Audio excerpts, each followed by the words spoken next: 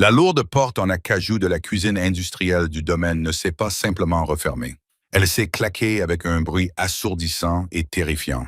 Charlotte se figea, le torchon humide glissant de ses mains tremblantes. Elle sanglotait doucement devant l'îlot en marbre froid, convaincue qu'elle était seule dans cette immense forteresse de 3 étages. Mais debout dans l'ombre, desserrant lentement sa cravate en soie sombre, se tenait Arthur Sterling, l'homme le plus redouté et intouchable de la pègre new-yorkaise. Il ne cria pas. Il ne lui demanda pas ce qu'elle faisait debout à 3 heures du matin.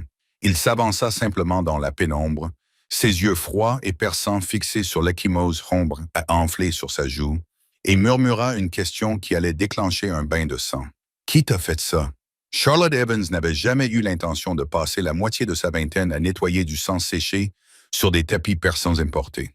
Il y a 2 ans, elle était étudiante en soins infirmiers à l'Université de New York et menait une vie tranquille et sans histoire. Tout cela s'est évaporé le soir où son père, William, a perdu 150 000 $ qu'il n'avait pas lors d'une partie de poker clandestine à Atlantic City. Il ne les avait pas perdus n'importe comment. Il les avait perdus au profit du Sullivan Syndicate, une faction impitoyable de la mafia irlandaise qui contrôlait les docks et le racket du recouvrement de dettes sur la côte Est. Pour empêcher son père de finir au fond de l'East River, Charlotte a conclu un accord. Elle a abandonné ses études, a remis ses économies et a accepté un travail hautement spécialisé et très dangereux organisé par une agence de placement clandestine. Elle est devenue domestique dans un domaine isolé et fortement fortifié à Sand Point, Long Island. Le domaine appartenait à Arthur Sterling. À 34 ans, Arthur était le chef incontesté de la famille Sterling, un syndicat italo-américain rival qui régnait dans l'ombre sur New York depuis 3 générations. Accepter un emploi chez le plus grand ennemi des Sullivan était un risque calculé. Les Sullivan acceptèrent de suspendre les intérêts sur la dette de son père, à condition que Charlotte leur remette 70% de son salaire exorbitant chaque vendredi soir. Elle était en fait une otage, échangeant sa liberté contre la vie de son père. Le domaine Sterling ressemblait moins à une maison qu'à un bunker militaire de milliardaires. Entouré de clôtures en fer forgé de 12 tonnes, surveillé par des caméras thermiques et patrouillé par des hommes vêtus de costumes sur mesure pour dissimuler leurs étuis d'épaule, c'était un endroit où le silence était la monnaie la plus précieuse. La gouvernante en chef, une femme rigide et antipathique nommée Madame Gable, n'avait donné qu'une seule règle à Charlotte lors de son premier jour. Tu dois être un fantôme. Tu ne parles pas à moins qu'on ne t'adresse la parole. Tu ne regardes pas Monsieur Sterling dans les yeux. Tu ne vois rien. Tu n'entends rien et tu nettoies tout. Pendant 8 mois, Charlotte avait suivi cette règle à la lettre. Elle avait appris les rythmes de la maison. Elle savait qu'il fallait polir les réfrigérateurs Sub-Zero avant l'aube, utiliser du soda sur les tissus d'ameublement de la salle de billard où les réunions s'enflammaient, et disparaître dans les quartiers des domestiques chaque fois qu'une flotte d'escalade noire remontait l'allée de gravier. Elle voyait rarement Arthur Sterling. Quand elle le voyait, c'était une présence fugace et terrifiante. C'était un homme sculpté dans la glace, grand, aux épaules larges, aux traits aristocratiques et aux yeux de la couleur d'un ciel d'hiver. Il se déplaçait avec une grâce prédatrice, toujours vêtu de costumes brownie immaculés, projetant une aura d'autorité absolue. Les rares fois où ils s'étaient retrouvés dans la même pièce, l'atmosphère était devenue lourde et oppressante, rendant la respiration difficile pour Charlotte.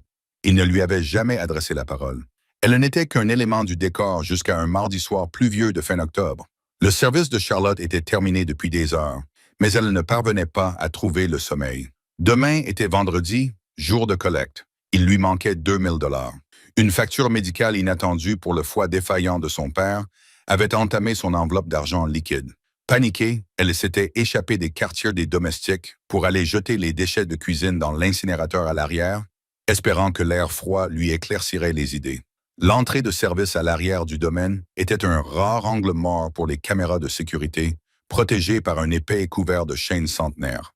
Alors que Charlotte jetait les lourds sacs poubelles dans la chute, une main lui couvrit brutalement la bouche par derrière. Elle a crié, mais le son a été étouffé par un gant en cuir. Elle a été violemment poussée contre le mur de briques humides du domaine, le souffle coupé. Debout devant elle, trempé dans un trench coat bon marché, se tenait Tommy Barnes. Tommy était un homme de main de niveau intermédiaire pour les Sullivan. C'était un homme vil et opportuniste qui sentait la bière éventée et l'eau de Cologne bon marché. « Bonjour, Charlie », ricana Tommy en resserrant son étreinte sur son bras. Ton vieux m'a dit que tu étais un peu à court cette semaine. Ça ne va pas faire l'affaire pour monsieur. Sullivan. J'aurai le reste lundi. Charlotte haleta, tremblant violemment. S'il te plaît, Tommy, tu n'es pas censé être ici. Si les hommes de Sterling t'attrapent... Les hommes de Sterling sont des idiots, cracha Tommy en s'approchant d'elle, envahissant son espace personnel. Je suis passé par la porte Est. Maintenant, écoute-moi bien, petite morveuse. Tu nous apportes l'argent demain matin ou on coupe les doigts de William. Un pour chaque mille que tu dois.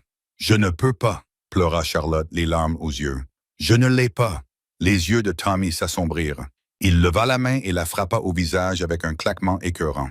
La force du coup envoya Charlotte s'étaler sur le trottoir mouillé. Sa pommette s'embrassa instantanément d'une chaleur atroce, sa vision se brouillant. « Demain, Charlie !»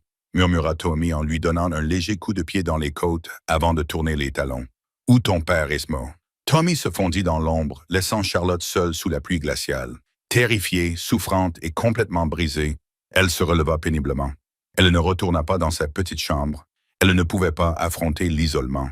Au lieu de cela, elle se rendit dans la cuisine principale sombre et caverneuse du domaine, cherchant le réconfort étrange de la seule pièce où elle avait un semblant de contrôle.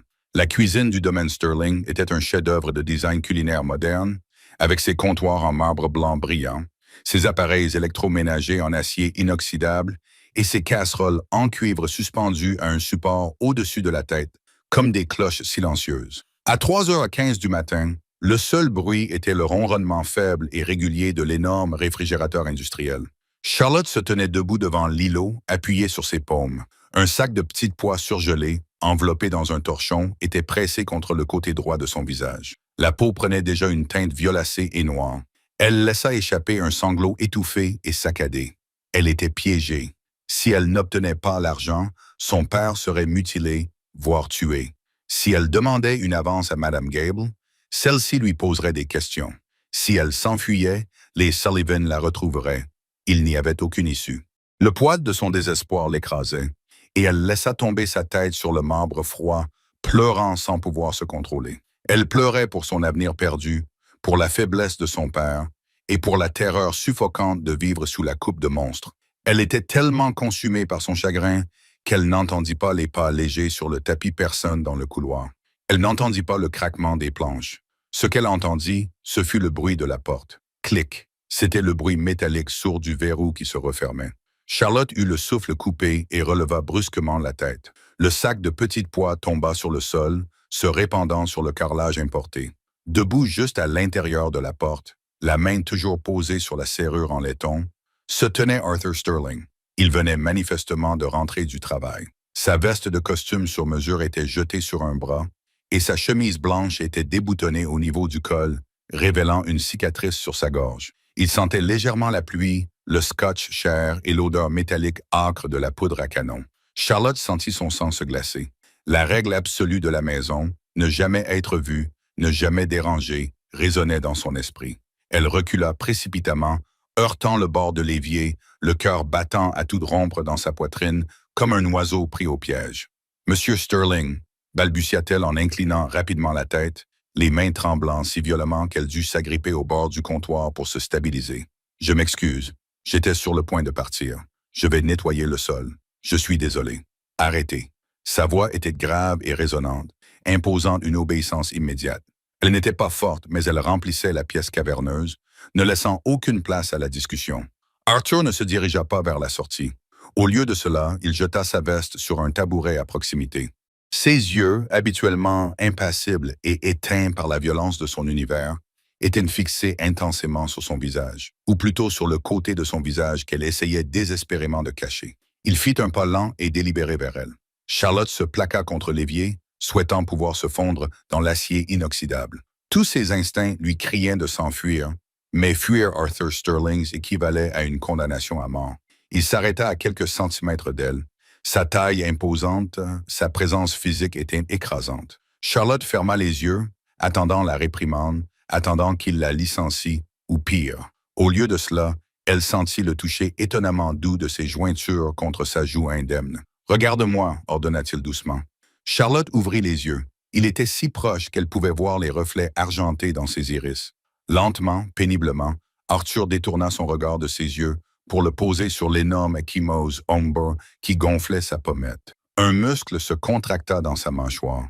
La température dans le sérum sembla baisser de 10 degrés Celsius. « Qui t'a fait ça ?» demanda-t-il. La question n'était pas une demande d'information. C'était une extraction. « J'ai heurté un meuble », maintint Charlotte, la voix brisée. « J'ai été maladroite. Je suis désolé d'avoir perturbé votre soirée, monsieur. » La main d'Arthur bougea. Ses longs doigts cailleux saisirent doucement son menton, lui relevant la tête pour qu'elle ne puisse pas détourner le regard. « J'ai passé toute ma vie dans un environnement violent, » dit Arthur, sa voix se réduisant à un murmure dangereux. C'était la première fois qu'il prononçait son nom, et le son de celui-ci sur ses lèvres lui donna un frisson étrange dans le dos. « Je sais ce qu'une porte d'armoire peut faire à un visage, et je connais les dimensions exactes de l'empreinte d'une main d'homme. Alors, je vais te le demander une dernière fois. Qui t'a fait ça? » Des larmes coulaient sur ses cils. Les murs se refermèrent sur elle. Si elle lui parlait de Tommy Barnes, Arthur saurait qu'elle était compromise. Il saurait qu'elle avait une dette envers les Sullivan. Dans le monde de la mafia, un serviteur compromis était un serviteur mort. « S'il vous plaît, » gémit-elle, une nouvelle larme coulant sur sa peau meurtrie. « S'il vous plaît, laissez-moi partir. C'est mon problème. »« Tu es dans ma maison, » répondit Arthur en essuyant doucement la larme sur sa mâchoire avec son pouce. La tendresse de ce geste contrastait totalement avec la froideur meurtrière de son regard. « Tu manges ma nourriture. Tu dors sous mon toit. Rien de ce qui t'arrive n'est uniquement ton problème. Un homme qui s'en prend à ceux que je protège perd ses mains. » Charlotte craqua. Le barrage qu'elle avait construit pour survivre ces 8 derniers mois s'effondra sous le poids de son regard implacable. C'était Tommy Barnes. Elle s'étouffa, les mots jaillissant de ses lèvres dans un élan de panique. « C'est un homme de main des Sullivan. Mon père leur doit de l'argent. Je leur envoie mes chèques de paye. Il est venu ici ce soir. Il a dit que je n'avais pas assez payé. » Arthur ne s'y a pas. La mention de ses rivaux les plus féroces ne semblait pas le choquer, mais quelque chose d'autre le fit. Sa main glissa lentement de son visage. « Tommy Barnes est venu ici ?» demanda Arthur, son ton passant d'une intimidation calme à une concentration glaciale et tranchante, comme une lame de rasoir sur ce domaine. « Oui, » sanglota Charlotte en s'enveloppant dans ses bras près de l'incinérateur. « Je suis désolé. Je ne voulais pas les amener ici. Je jure que je ne leur ai pas dit où je travaillais. Ils ont dû me suivre ou la prendre par l'agence. »« Charlotte, arrête de parler. » Elle ferma la bouche.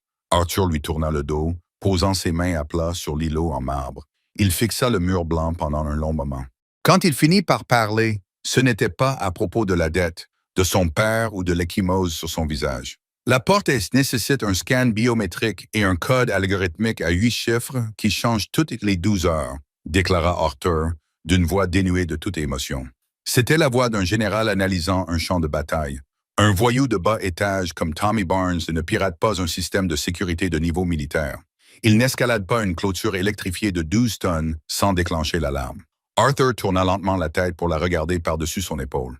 Charlotte fut submergée par la terrifiante prise de conscience de ce qu'il disait. « Tommy Barnes n'est pas entré par effraction. »« Charlotte, » dit Arthur en plissant les yeux jusqu'à ce qu'ils deviennent 2 fentes meurtrières. « Quelqu'un lui a ouvert la porte, quelqu'un de mon entourage proche. » Le silence dans la cuisine devint soudain assourdissant. Charlotte réalisa avec un nœud à l'estomac que sa joue meurtrie n'avait pas seulement révélé son terrible secret. Elle venait de dévoiler la présence d'une taupe au sein de la famille Sterling. Arthur plongea la main dans son pantalon et en sortit un téléphone crypté sécurisé. Il composa un seul numéro, sans quitter des yeux le visage terrifié de Charlotte. « Réveillez les hommes, » dit Arthur dans le combiné, sa voix résonnant dans la cuisine froide comme un coup de mort. « Verrouillez le domaine. Personne n'entre et absolument personne ne sort. » Dès qu'Arthur Sterling eut terminé son appel, l'atmosphère à l'intérieur du vaste domaine de Sands Point changea. Il n'y eut ni sirène retentissante, ni gyrophare rouge. Le Sterling Syndicate opérait avec une discrétion mortelle. Au lieu de cela, un faible bourdonnement se fit entendre lorsque les générateurs de secours se mirent en marche, plongeant le domaine dans un verrouillage tactique complet. De lourdes volets en acier dissimulés sous des panneaux décoratifs en bois glissaient sans bruit sur les baies vitrées. Les serrures biométriques de toutes les portes extérieures se verrouillèrent dans un cliquetis synchronisé. Charlotte resta figée contre l'îlot en marbre de la cuisine, le souffle coupé. Le sac de petites pois surgelés fondait sur le sol, formant une flaque d'eau qui s'infiltrait dans le joint.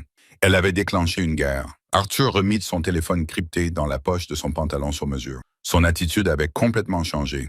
L'intensité calme et bouillonnante avait disparu, remplacée par la froideur et le calcul d'un chef de guerre se préparant au combat. Il prit sa veste de costume, non pas pour l'enfiler, mais pour la draper sur son bras, révélant l'étui en cuir noir et la crosse noire mate d'un Sig Sauer P 226 personnalisé reposant contre ses côtes. « Monsieur Sterling, je t'en prie, » murmura Charlotte, la voix tremblant si violemment qu'elle pouvait à peine former les mots. « Je ne voulais pas. »« Silence, » ordonna Arthur. Ce n'était pas sévère, mais c'était catégorique. Il s'approcha d'elle, sa silhouette imposante projetant une longue ombre sous l'éclairage encastré. « Tu n'es plus une domestique dans cette maison, Charlotte. À partir de maintenant, tu es la seule témoin d'une faille de sécurité catastrophique. Vous ne quitterez pas mon champ de vision. » Il n'attendit pas qu'elle accepte. Il se retourna et sortit de la cuisine, s'attendant à ce qu'elle le suive. Terrifiée à l'idée de ce qui pourrait arriver si elle ne le faisait pas, Charlotte se précipita derrière lui, ses chaussures de travail bon marché en caoutchouc grinçant faiblement sur le parquet ciré. Ils traversèrent les couloirs sombres et caverneux du rez-de-chaussée. Des ombres dansaient le long des murs, éclairées uniquement par la pâle lumière des lampes de secours qui s'étaient allumées. En passant devant le grand hall d'entrée, Charlotte fut témoin de l'efficacité terrifiante de l'Empire d'Arthur. Des hommes surgissaient des coulisses du domaine. Ce n'étaient pas les voyous de bas étage que Charlotte avait l'habitude de voir aux informations. C'étaient des opérateurs. Elle reconnut Conrad Hayes, le sous-chef terrifiant d'Arthur, qui descendait le grand escalier double. Conrad armait méthodiquement le chargeur d'une mitraillette H&K MP5, l'air aussi détendu que s'il se servait d'une tasse de café. « Le périmètre est bouclé, patronne », rapporta Conrad, se mettant au pas à côté d'Arthur sans perdre une seconde. Les capteurs infrarouges n'ont détecté aucune signature thermique dans le périmètre. Si Barnes est entré par la porte est, il s'est échappé avant le verrouillage. Il a eu une occasion, répondit Arthur d'une voix sèche et précise. Récupérer les journaux du système de contrôle d'accès Brevo. Je veux savoir exactement quel profil biométrique a autorisé l'accès à la porte est entre minuit et 3 heures du matin. Et Conrad? Oui, patron. Amenez Léo et Vincent dans la salle de crise. Confisquez leur téléphone. Personne ne communique avec l'extérieur tant que je n'ai pas trouvé le traître. Conrad jeta un coup d'œil à Charlotte, s'attardant sur son visage meurtri et sa posture tremblante avant de revenir vers Arthur. Compris. Conrad se dirigea vers le centre de sécurité, laissant Arthur et Charlotte continuer dans l'aile est. Ils arrivèrent devant une double porte blindée en chêne massif. C'était le bureau privé d'Arthur, une pièce où Mme Gable avait strictement interdit au personnel d'entrer. Le nettoyage était effectué par une équipe spécialisée et cautionnée. Arthur appuya son pouce sur un scanner dissimulé dans le cadre de la porte. Une lumière verte clignota et les lourdes portes s'ouvrirent. Il les poussa et fit signe à Charlotte d'entrer. Le bureau sentait le cuir vieilli, le parchemin et les cigares Cohiba. Les murs étaient tapissés de livres en édition originale qui s'étiraient jusqu'au plafond voûté.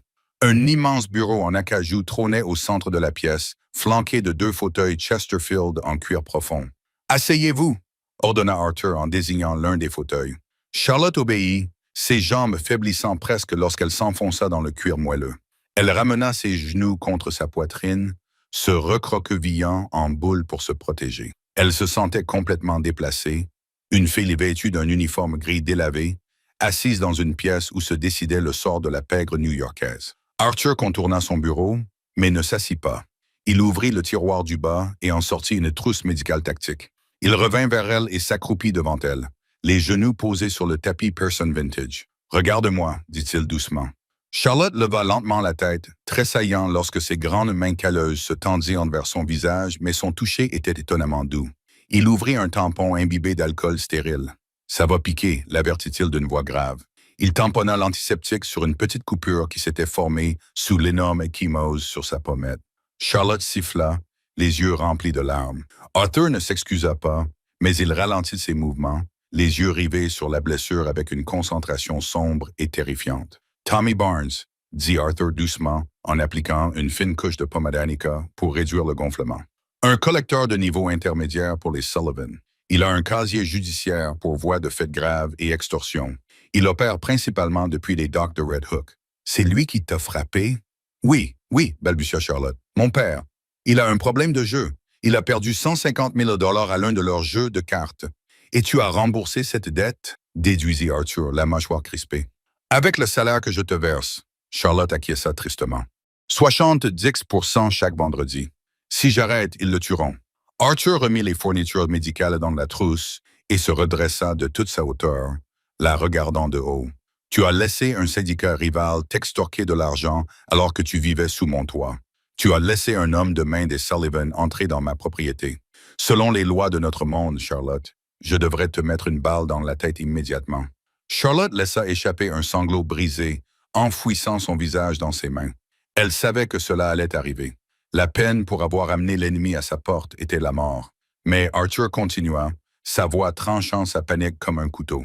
Tommy Barnes a commis une erreur fatale. Il a touché quelque chose qui appartient à cette maison. Il t'a touché. Charlotte retint son souffle. Elle leva les yeux à travers ses doigts. Arthur Sterling la fixait avec une intensité qui lui retourna l'estomac. Ce n'était pas de la pitié dans ses yeux. C'était une possessivité territoriale absolue. Personne ne saigne sur ma propriété sans mon ordre, dit Arthur d'un ton glacial.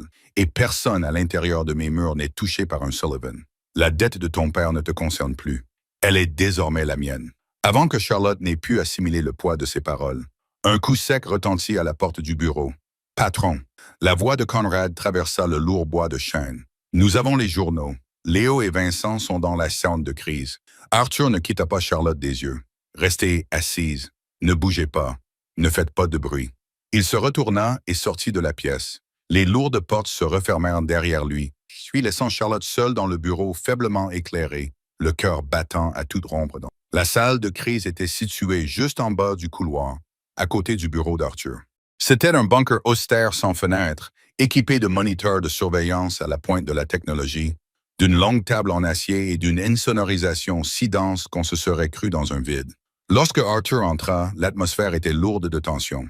Conrad Hayes se tenait près des moniteurs, une tablette à la main. Assis à la table en acier se trouvaient deux des hommes de confiance d'Arthur. Leo Gallagher, un homme de main aux larges épaules qui gérait les syndicats de la famille, et Vincent Ball, un homme d'affaires élégamment vêtu qui supervisait les comptes offshore et la sécurité numérique. Les deux hommes semblaient mal à l'aise. Leurs téléphones étaient placés dans un bac en plastique au centre de la table, signe évident qu'ils étaient soupçonnés. Arthur ne s'assit pas. Il arpentait lentement derrière les deux hommes assis, ses pas silencieux sur le sol en béton. Le silence s'étirait, lourd et suffocant, destiné à leur mettre les nerfs à rude épreuve. À 2h45 du matin, Arthur commença d'une voix dénuée d'intonation. Un homme nommé Tommy Barnes franchit la porte est de ce domaine. Il contourna la serrure Cabamars X10. Il contourna les caméras thermiques. Il agressa un membre de mon personnel domestique près de l'incinérateur. Puis il partit. Léo releva brusquement la tête, son cou épais rougissant. « Un Sullivan ici. Patron, je jure devant Dieu que si mes hommes étaient en rotation, les vôtres ne l'étaient pas, Léo. » Arthur l'interrompit doucement, s'arrêtant juste derrière la chaise de Vincent Ball. La défense périmétrique automatisée était active, ce qui signifie que quelqu'un à l'intérieur de cette maison a manuellement outrepassé les protocoles de sécurité. Vincent s'éclaircit la gorge. C'était un bel homme qui dégageait généralement de l'arrogance dans ses costumes Tom Ford sur mesure. Mais à cet instant, une fine couche de sueur perlait sur son front. « Arthur, le système est complexe. Il pourrait s'agir d'un bug dans le réseau Palantir ou d'un piratage à distance. » Arthur se pencha, posant ses mains sur le dossier de la chaise en acier de Vincent. « Conrad, dit Arthur doucement, lis les journaux. » Conrad tapa sur l'écran de sa tablette. La porte avait été ouverte à l'aide d'une empreinte biométrique autorisée et d'un code d'autorisation de niveau 4. Le système n'avait pas été piraté. Il avait été invité. Il leva les yeux, le regard froid. Le code d'autorisation appartenait à Vincent. La salle s'embrassa. « C'est un piège !» cria Vincent en reculant sur sa chaise, essayant de mettre de la distance entre lui et Arthur. « Patron, vous me connaissez. Je travaille avec votre père depuis avant que vous ne preniez de la relève. Les Sullivan ont dû cloner mes identifiants. C'est une imposture. » Léo bondit sur ses pieds, sa main se posant instinctivement sur sa taille, bien que son arme ait été confisquée à l'entrée. « Espèce de salaud !» cracha Léo à Vincent. « Tu nous as vendus aux Irlandais. »« Assieds-toi, Léo, ordonna Arthur. Léo se laissa lentement retomber sur sa chaise, lançant des regards furieux à Vincent. Arthur contourna lentement la table pour faire face à Vincent. Le comptable était en hyperventilation, les yeux rivés sur la porte verrouillée. « Un clone biométrique nécessite un moulage physique de mon empreinte digitale, » supplia Vincent, la voix brisée. « Quelqu'un l'a volé, Arthur. Je le jure sur la vie de ma mère. »« Je te crois, » dit Arthur calmement. Vincent poussa un énorme soupir de soulagement et s'affala sur sa chaise. Dieu merci, Arthur. Nous devons fouiller le personnel. Quelqu'un a prélevé mon empreinte sur un verre ou un dossier. Je crois que tu n'as pas ouvert la porte ce soir, continua Arthur, sa voix se transformant en un murmure terrifiant alors qu'il se penchait au-dessus de la table, son visage à quelques centimètres de celui de Vincent. Parce que ce soir, tu étais dans l'aile est, essayant de forcer le coffre-fort de ma chambre, pendant que Barnes faisait diversion. Vincent se figea. Le peu de couleur qui lui restait quitta son visage, le laissant livide comme un cadavre. Tu pensais que je n'avais pas remarqué les micro-éraflures sur le cadran du coffre-fort de Bold la semaine dernière? Demanda Arthur, les yeux brûlants d'un feu sombre et violent. Tu as vidé les comptes offshore, Vincent. Tu t'es associé au Sullivan pour couvrir tes pertes sur le marché des crypto-monnaies. Tu as donné à Barnes l'accès au domaine afin qu'il puisse récupérer une maigre dette auprès d'une femme de chambre, sachant que la sécurité se concentrerait sur le périmètre, ce qui te laisserait exactement 15 minutes pour accéder à mes quartiers privés. Conrad s'avança, sortit un lourd Glock 19 silencieux de sa ceinture et le posa sur la table. Le cliquetis métallique résonna dans la pièce silencieuse. Vincent tomba à genoux, son pantalon de costume sur mesure heurtant le béton avec un bruit sourd. Des larmes coulaient sur son visage. « Arthur, je t'en prie, ils allaient me tuer. Les Sullivan ont des moyens de pression. Je peux régler les comptes. Je peux récupérer l'argent. »« Tu as compromis ma maison, » déclara Arthur, la voix dénuée de toute pitié. « Tu as amené un ennemi sur mon territoire.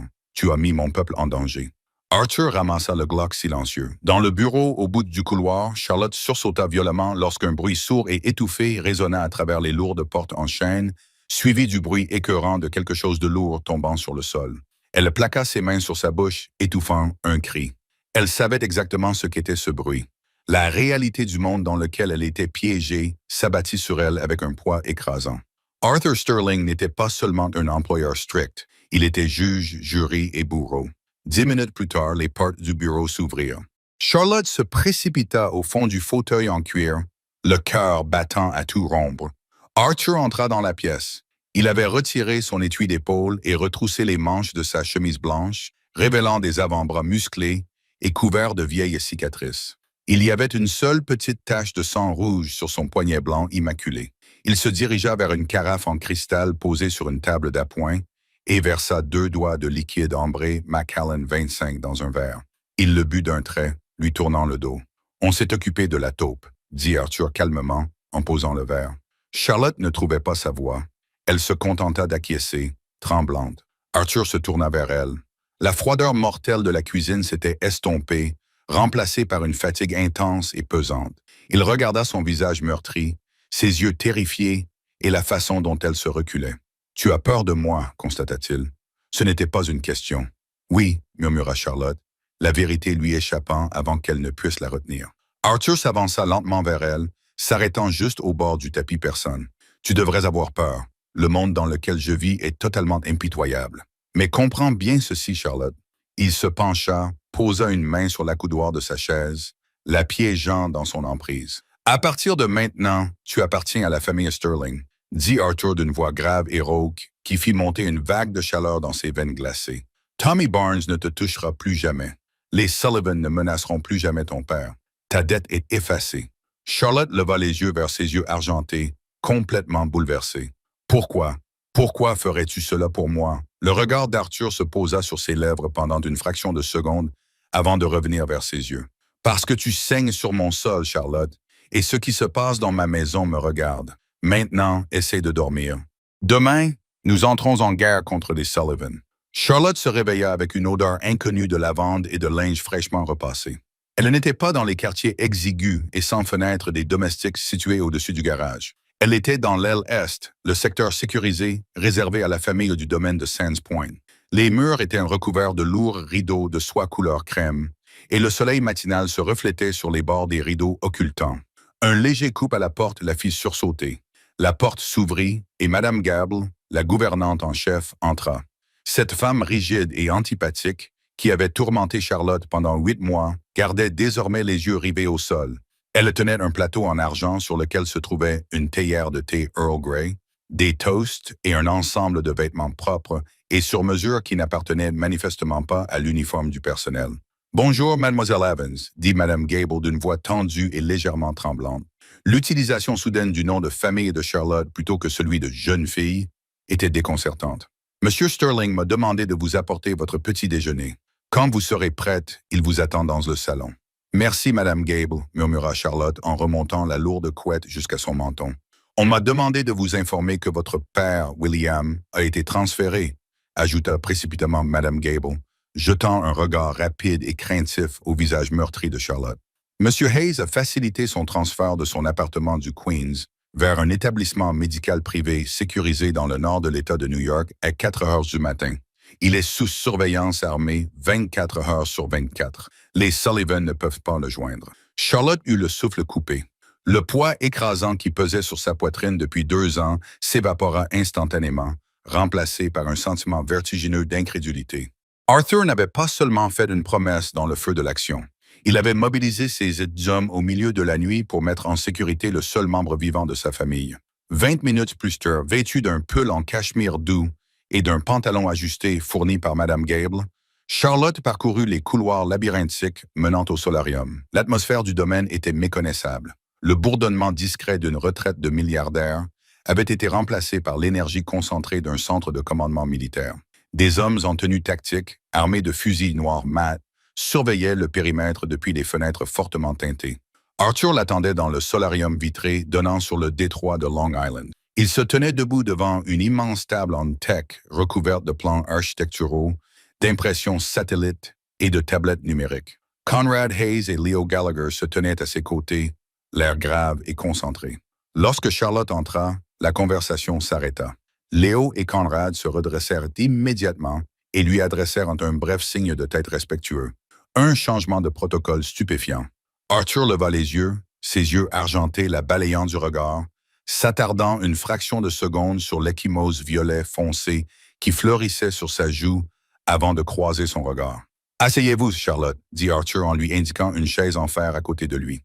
Elle s'assit, se sentant complètement dépassée par les événements, tandis qu'elle regardait les cartes. Elles étaient marquées à l'encre rouge, soulignant des emplacements spécifiques à travers les 5 burgs. Declan Sullivan pense qu'il tient de la ville à sa merci parce qu'il contrôle les ports, dit Arthur d'une voix froide et analytique, s'adressant à ses locataires de gauche, mais gardant son corps tourné vers Charlotte.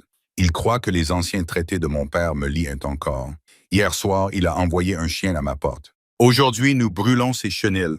Arthur pointa un stylo argenté vers la carte, exposant le démantèlement tactique de l'Empire Sullivan. Il ne protégeait pas Charlotte de la violence de son monde. Il l'y intégrait. Le plan de représailles du Sterling Syndicate cible Alpha, le marché coopératif de Hunts Point. Leo, les Sullivan utilisent le quartier des abattoirs pour blanchir l'argent de leurs extorsions. À 21 heures, vous saisirez leur entrepôt principal, brûlez les livres comptables, confisquez les réserves d'argent et brisez les genoux de tout capitaine Sullivan qui sort une arme. Ne touchez pas aux employés civils. Cible Bravo. Les Docs de Red Hook. Le frère de Conrad Declan, Phoenix Sullivan, atteint d'une cargaison de médicaments européens volés qui doit accoster au quai 44 ce soir. Intercepter la cargaison. Couler le conteneur dans le port.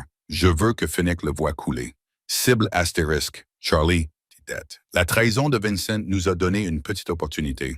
Avant que je ne l'exécute, son ordinateur portable a révélé que le registre numérique des dettes des Sullivan était stocké sur un serveur localisé à Hell's Kitchen. Nous déployons une équipe tactique pour détruire le serveur. Chaque centime dû à Declan Sullivan par la classe ouvrière, y compris la dette de ton père, Charlotte, sera effacée. Charlotte fixait la table, le cœur battant à tout rompre. « Vous déclenchez une guerre à cause de moi, » murmura-t-elle, terrifiée par l'ampleur de la violence. « Je déclenche une guerre à cause d'un manque de respect, » corrigea doucement Charlotte Arthur en se penchant pour que son visage soit à la hauteur du sien. « Tu n'étais que le catalyseur. Les Sullivan sont devenus arrogants. Declan pensait qu'il pouvait saigner ma famille et que je fermerais les yeux pour maintenir la paix. Il m'a mal jugé. »« Patron, » intervint Conrad d'un ton prudent, en touchant 3 de leurs artères principales en une nuit. Declan va déclencher l'enfer. Il a des flics corrompus à son service dans le 75e district du NYPD. Ils pourraient riposter avec leurs insignes, pas seulement avec des balles. « Qu'ils le fassent, » répondit Arthur, les yeux plissés en 2 fentes meurtrières. « Si Declan envoie un uniforme à ma porte, j'achèterai le commissaire. » L'ère de la mafia irlandaise à New York prend fin cette semaine. Préparez les hommes. Nous frapperons au coucher du soleil. Le soleil plongea sous l'horizon, plongeant le domaine dans une obscurité tendue et suffocante. Charlotte arpentait le bureau privé d'Arthur, les mains tremblantes, serrant une tasse de thé intacte. La vaste maison était étrangement silencieuse. Une équipe réduite de gardes lourdement armés patrouillait le périmètre, mais la majeure partie des forces d'Arthur et Arthur lui-même étaient en ville pour exécuter le triple coup de force. Charlotte ne pouvait se débarrasser du souvenir terrifiant de son passé. Elle avait été étudiante en soins infirmiers à l'Université de New York, formée pour sauver des vies, arrêter les hémorragies, soigner. À présent, elle était cachée dans la forteresse d'un gangster milliardaire, attendant de savoir si l'homme qui l'avait brutalement protégée survivrait à la nuit. À 23h42, la radio cryptée posée sur le bureau en acajou d'Arthur se mit à grésiller. Commandement, ici Viper 1. La cible Alpha est neutralisée. Hunts Point est à nous. Aucune victime de notre côté. Charlotte expira sans s'en rendre compte. Léo avait réussi. 10 minutes plus tard, une autre transmission. Commandement, cible. Charlie est détruit. Les serveurs sont brûlés. Le registre a disparu. Son père était officiellement libre. La dette qui avait ruiné leur vie, qui l'avait contrainte à une vie de servitude, n'existait plus. Des larmes de soulagement lui montèrent aux yeux, mais son soulagement fut instantanément anéanti par une rafale frénétique et parasitée par la radio. Commandement, ici l'équipe Echo à Red Hook. C'est une embuscade. Phoenix Sullivan savait que nous arrivions. Ils avaient de l'artillerie lourde qui nous attendait dans les conteneurs. Nous sommes coincés. Le patron est touché. Je répète, Arthur est touché. La tasse glissa des mains de Charlotte et se brisa sur le parquet. La panique lui serra la gorge. L'environnement stérile et contrôlé du domaine lui sembla soudainement être un tombeau. Elle se précipita hors du bureau, manquant de heurter un garde tactique posté dans le couloir. « Préparez l'infirmerie !» cria Charlotte, ses instincts d'infirmière endormis prenant le dessus sur sa peur des soldats mafieux. « Il est blessé. Dégagez l'entrée est. » Pendant les 45 minutes qui suivirent, le temps s'écoula au ralenti. Charlotte courut vers l'aile médicale souterraine du domaine, une salle de traumatologie entièrement équipée, conçue pour les urgences que le syndicat ne pouvait pas emmener dans un hôpital public. Elle stérilisa les instruments, prépara les perfusions et disposa les pansements, bougeant avec une énergie frénétique et hyper concentrée. Le bruit des pneus qui crissaient résonnait dans le garage souterrain. Des portes claquèrent, des hommes crièrent. Conrad Hayes fit irruption par les doubles portes de l'aile médicale, sa veste de costume couverte de sang. Derrière lui, 2 soldats soutenaient Arthur. Le chef de la famille Sterling était d'une pâleur incroyable, les lèvres serrées en une ligne austère. Sa main gauche était crispée sur son côté droit, du sang s'écoulant entre ses doigts et tachant sa chemise blanche immaculée d'une horrible couleur cramoisie. « Posez-le sur la table », ordonna Charlotte, sa voix tranchant le chaos des cris des hommes. Les yeux d'Arthur, lourds de douleur, se levèrent brusquement pour croiser les siens, même s'il saignait abondamment. Sa présence était écrasante. Il grogna lorsque les hommes le hissèrent sur la table d'opération en acier inoxydable. « Dehors !» dit Arthur d'une voix rauque en regardant ses soldats. « Vous tous, sécurisez le périmètre. »« Patron, vous avez besoin d'un médecin, » protesta Conrad. « Je vous ai dit de sortir, » rugit Arthur, l'effort le faisant tousser violemment. Les hommes n'osèrent pas désobéir. Ils sortirent en file indienne, laissant Charlotte seule avec l'homme le plus dangereux qu'elle ait jamais rencontré. Charlotte attrapa une paire de ciseaux chirurgicaux et s'approcha de la table. Ses mains tremblaient, mais son regard était concentré. « Je dois couper la chemise », dit-elle d'une voix professionnelle et posée. Arthur acquiesça d'un signe de tête, relâchant sa main qui serrait son flanc. Charlotte coupa rapidement le tissu coûteux, le retirant pour révéler une profonde éraflure irrégulière causée par la balle le long de ses obliques droits. Il saignait abondamment, mais la balle n'avait pas pénétré la cavité abdominale. « C'est une blessure nette », souffla Charlotte, envahie par un immense soulagement. « La balle ne s'est pas logée, mais la blessure est profonde. Vous avez besoin de pointes de suture et vous avez perdu du sang. »« Alors recousez-moi, » dit Arthur d'une voix grave et rauque. Il ne quittait pas son visage des yeux. Charlotte prépara une seringue d'anesthésique locale. Alors qu'elle se penchait sur lui pour lui injecter l'anesthésiant, elle était hyper consciente de sa taille imposante, de la chaleur qui se dégageait de sa peau et des battements lourds et rythmés de son cœur sous son poignet. « Phoenix savait que nous venions, » déclara Arthur calmement, alors qu'elle commençait à nettoyer la blessure avec de l'iode. Il ne broncha même pas lorsque le liquide brûlant toucha sa chair à vif. Vincent n'était pas la seule fuite. Declan Sullivan a quelqu'un d'autre au sein de mon organisation. Charlotte s'interrompit, les compresses ensanglantées dans la main. Qui? Je ne sais pas encore, murmura Arthur, ses yeux argentés suivant le mouvement de ses mains. Mais je les trouverai et je les écorcherai vifs. Il tendit la main, sa grande main tachée de sang saisissant doucement son poignet, l'empêchant de continuer. Le contraste entre les mots violents qu'il venait de prononcer et la tendresse avec laquelle il la touchait fit haleter Charlotte. « Tu trembles, » observa Arthur doucement. « Tu saignes sur mon sol, » répondit Charlotte, reprenant ses mots de la veille, un sourire nerveux effleurant ses lèvres. Les yeux d'Arthur s'assombrirent, leur intensité éclipsant complètement la douleur de sa blessure. Il tira légèrement son poignet, la forçant à s'approcher jusqu'à ce que ses hanches soient pressées contre le bord de la table en acier froid. « Tu as sauvé mon père, » murmura Charlotte. Le poids émotionnel des dernières 24 heures finit par briser son apparence professionnelle. « Tu as brûlé leur dossier. Tu as risqué ta vie pour une femme de chambre. Tu n'es pas une domestique, » corrigea Arthur, son pouce suivant le pouls de son poignet. « Plus maintenant. C'est à moi de te protéger, Charlotte. Et que Dieu vienne en aide à celui qui tentera de t'éloigner de moi. » L'atmosphère dans la salle de traumatologie devint insupportablement pesante. La guerre faisait rage à l'extérieur des murs fortifiés du domaine. Mais à l'intérieur, sous la lumière crue des néons, un autre type de capitulation était en train de se produire. Charlotte ne se retira pas. Pour la première fois de sa vie, elle se sentait vraiment en sécurité, ce qui était terrifiant.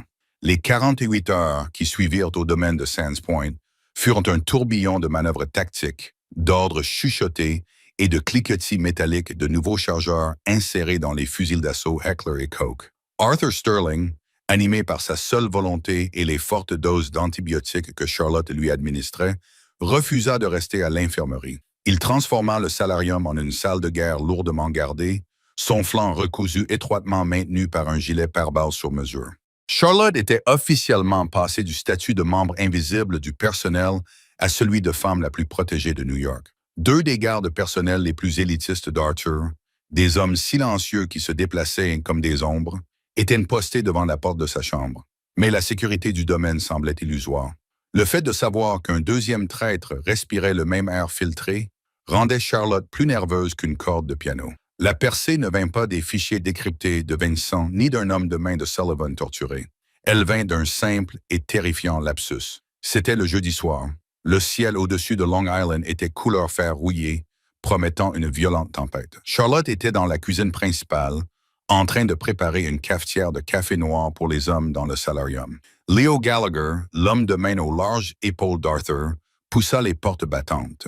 Il avait l'air épuisé, les manches de sa chemise retroussées, exposant une lourde Rolex Daytona à son poignet épais. « Fais-le fort, Charlie », grogna Leo en s'appuyant lourdement contre l'îlot en marbre. « On part pour le Brooklyn Navy Yard dans 1 heure. » Declan Sullivan a enfin accepté de s'asseoir à la table des négociations. Le patron va mettre fin à tout ça ce soir. Charlotte acquiesça, les yeux rivés sur la cafetière à piston. « Conrad l'accompagne? »« Oui, Conrad. Moi et une douzaine de tireurs, » répondit Léo en se frottant la mâchoire. Il laissa échapper un rire amer et rauque. « Quelle semaine de folie, hein? Entre nettoyer les sols et voir ton vieux enfermé dans cette clinique privée à Pipsy, tu dois être soulagé. » La main de Charlotte se figea au milieu du versement. Le café brûlant éclaboussa le marbre, manquant de peu sa peau. Elle ne leva pas immédiatement les yeux.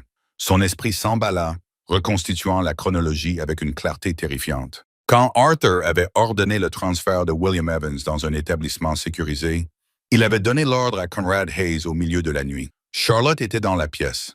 Seuls Arthur, Conrad et Madame Gable, qui avaient transmis le message le lendemain matin, connaissaient l'emplacement. Leo Gallagher était occupé à sécuriser le périmètre. On ne lui avait jamais dit où William avait été emmené. Personne n'était censé connaître le nom de la ville, encore moins qu'il s'agissait de Pipsy, à moins d'avoir intercepté les communications cryptées ou de fournir cette information aux Sullivan pour qu'ils s'en servent plus tard comme moyen de pression. « Oui », répondit Charlotte en s'efforçant de garder une voix calme, très soulagée. Elle tendit à Léo le plateau avec les tasses de café. Dès que la porte de la cuisine se referma derrière lui, Charlotte se mit à courir à toute vitesse. Elle contourna ses gardes, se précipitant dans le couloir de l'aile haie, le cœur battant à tout rompre dans sa poitrine. Elle fit éruption dans le bureau privé d'Arthur sans frapper. Arthur était en train d'attacher un Sig Sauer à son étui d'épaule, grimaçant légèrement lorsque le cuir appuya sur ses points de suture. Conrad était à côté de lui, vérifiant le fonctionnement d'une mitraillette compacte. Les deux hommes tournèrent brusquement leur attention vers elle, immédiatement alarmés par son visage pâle. Charlotte, Arthur s'avança, son instinct protecteur se réveillant. Qu'y a-t-il? C'est Léo. Charlotte haleta en agrippant les revers du gilet d'Arthur. Arthur, c'est Léo Gallagher. Il vient de me dire qu'il savait que mon père était à Pipsy. Tu ne lui as jamais dit ça. Il ne devrait pas savoir où se trouve la clinique. La température dans la pièce chuta à 0 absolu. Conrad baissa lentement son arme, les yeux écarquillés alors qu'il comprenait la situation. Le patron Léo s'est porté volontaire pour fouiller la salle des communications après que nous ayons trouvé Vincent. Il avait un accès complet aux journaux de routage cryptés. S'il a donné l'adresse de Pipsy à Declan, alors cette réunion au Navy Yard n'est pas une négociation, conclut Arthur, sa voix descendant à un baryton mortel et vibrant. C'est une exécution. Declan s'attend à ce que je marche dans un piège mortel, pensant que mon flanc droit est sécurisé pour que Léo me mette une balle dans la nuque. Arthur ne se mit pas en colère. Il ne cria pas. Le calme terrifiant du prédateur revint dans ses yeux argentés. Il baissa les yeux vers Charlotte, ses grandes mains venant enserrer son visage. « Tu viens de me sauver la vie, Charlotte », murmura-t-il en déposant un baiser fougueux et brûlant sur son front. « Encore une fois, dit-il en se tournant vers Conrad, changez la logistique. Nous n'affronterons pas Léo ici. Cela provoquerait une panique parmi les hommes. Nous l'emmenons au Navy Yard, mais nous renversons la situation pour Declan Sullivan. » 2 heures plus tard, la tempête s'abattit sur Brooklyn, déversant d'une pluie torrentielle sur les chantiers navals rouillés. La flotte de Mercedes-Benz Wagons noirs d'Arthur roula dans le quartier des entrepôts abandonnés, les phares fendant les rideaux de pluie. À l'intérieur de l'entrepôt caverneux et humide, Declan Sullivan attendait. Il était entouré d'hommes de main irlandais lourdement armés, le visage déformé par un rictus arrogant. Arthur franchit les portes rouillées, flanqué de Conrad et Léo. Pour quiconque observait la scène, cela ressemblait à une négociation mafieuse classique. « Arthur » appela Declan, sa voix résonnant sur le toit en tôle ondulée. « Tu as l'air un peu pâle. J'ai entendu dire que mon frère t'avait égratigné à Red Hook. Un petit contretemps, Declan. » Arthur répondit calmement, s'arrêtant à 20 mètres de lui. « Je suis venu ici pour accepter ta reddition. » Declan éclata d'un rire sec et aboyant. « Ma reddition? Tu te trouves sur mon territoire, entouré de mes hommes, et ta propre maison s'effondre de l'intérieur. » Et Declan regarda derrière Arthur. « N'est-ce que pas, Léo? » Léo sortit de derrière l'épaule droite d'Arthur, sortant son arme. Mais avant même que le lourd canon de son arme ne dépasse sa hanche, Arthur pivota avec une vitesse effrayante. Malgré sa blessure, les mouvements d'Arthur étaient un flou de violence calculé. Il ne sortit pas d'arme. Au lieu de cela, il enfonça profondément la lame d'un couteau tactique dissimulé dans sa manche dans le faisceau de nerfs du bras armé de Léo. Léo hurla et lâcha son arme, son bras devenu complètement insensible. Avant que le pistolet de Léo ne touche le béton, le pistolet mitrailleur MP5 de Conrad était déjà pointé directement sur la poitrine de Declan Sullivan. Au même moment, les ombres des passerelles de l'entrepôt au-dessus d'eux bougèrent. Arthur n'était pas tombé dans un piège. Il avait apporté le sien. 2 douzaines de tireurs d'élite Sterling qui s'étaient infiltrés dans le Navy Yard 1 heure plus tôt, grâce à la logistique modifiée par Arthur, activèrent leurs viseurs laser. Des dizaines de points rouges peignirent Declan Sullivan et ses hommes d'une constellation mortelle et inéluctable. « Tu pensais pouvoir acheter ma loyauté, Declan? » La voix d'Arthur résonna dans l'entrepôt, froide et absolue. « Tu as acheté un fantôme, et maintenant tu n'as plus de temps. » La fusillade fut brève, brutale et totalement unilatérale. Lorsque la fumée se dissipa, le syndicat Sullivan n'était plus qu'un souvenir tachant le sol en béton du Brooklyn Navy Yard. Léo Gallagher, ensanglanté et gémissant, fut traîné par les hommes d'Arthur pour subir la justice lente et agonisante de la famille Sterling. À l'aube, la guerre était terminée. Quand Arthur est revenu au domaine de Sands Point, le soleil matinal se levait à peine sur le détroit de Long Island. Il était épuisé, meurtri et couvert de la poussière de la ville. Charlotte l'attendait dans le grand hall d'entrée. Elle se moquait du sang sur son manteau ou de la violence terrifiante qu'il venait d'orchestrer. Elle ne voyait que l'homme qui avait détruit un empire pour la protéger. Elle courut vers lui, jeta ses bras autour de son cou et enfouit son visage dans sa poitrine. Arthur la rattrapa en inspirant brusquement, ses bras puissants s'enroulèrent autour de sa taille et la soulevèrent complètement du sol. « C'est fini », murmura Arthur dans ses cheveux, enfouissant son visage dans le creux de son cou.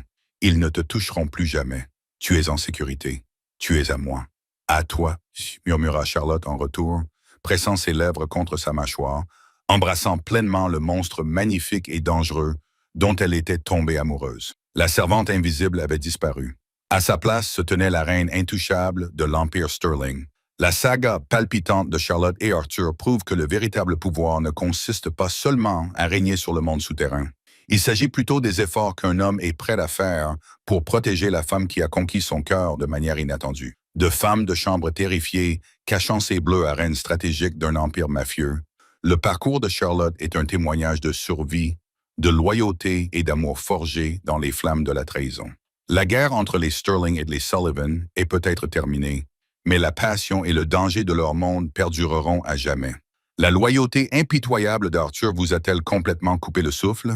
Si vous avez aimé les rebondissements intenses, la trahison à haut risque et l'alchimie indéniable entre la servante qui pleurait dans la cuisine du chef mafieux, cliquez dès maintenant sur le bouton « J'aime ». N'oubliez pas de partager cette histoire captivante avec vos amis amateurs de romance et de drames mafieux et abonnez-vous à notre chaîne pour découvrir chaque semaine de nouvelles histoires audio sombres, palpitantes et romantiques. Activez la cloche de notification pour ne manquer aucun chapitre dramatique. Laissez un commentaire ci-dessous. Quel a été votre rebondissement préféré? À bientôt pour le prochain épisode.